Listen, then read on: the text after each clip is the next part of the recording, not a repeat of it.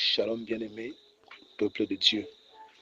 Bienvenue sur notre plateforme de méditation intitulée Méditons ensemble. En ce jeudi 9 avril 2026, nous méditons dans l'épître de Paul aux Romains, chapitre 12, verset 2. Avant tout, prions. Yahweh, notre Seigneur, notre pourvoyeur, je te rends grâce, Père éternel, et te loue pour ce jour nouveau que tu nous donnes et la grâce que tu nous donnes de nous ressourcer dans ta parole.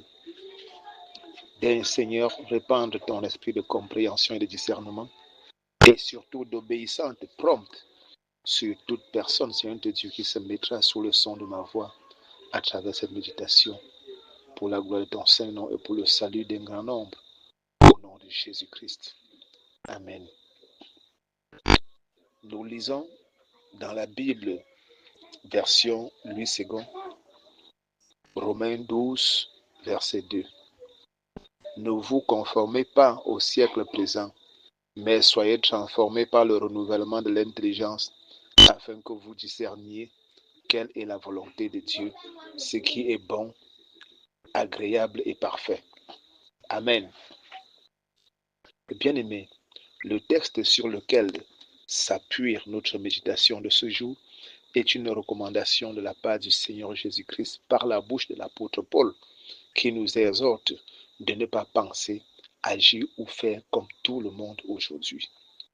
Car on a tendance à confondre de plus en plus les chrétiens des païens. Car bien qu'ayant changé de statut après leur nouvelle naissance, beaucoup d'enfants de Dieu refusent d'abandonner leur ancienne vie, se laissant ainsi diluer par les pensées et les pratiques mondaines.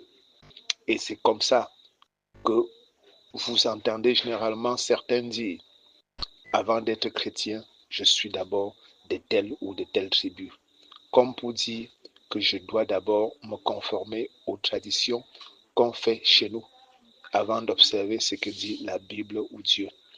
Et c'est ce qu'on appelle être un pied dedans, un pied dehors. Et c'est ce genre de comportement qui amène la mondialité dans l'Église aujourd'hui.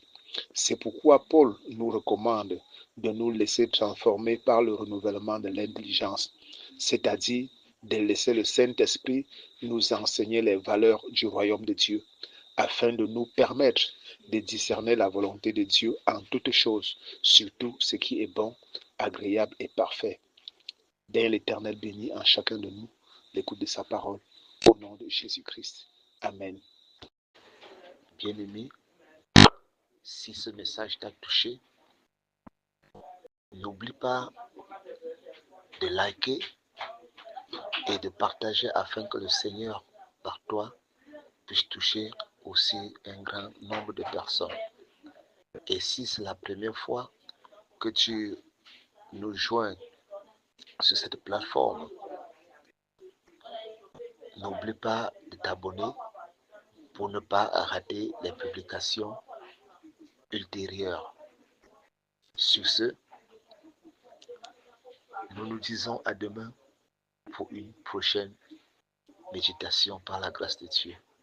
Au nom de Jésus-Christ. Amen.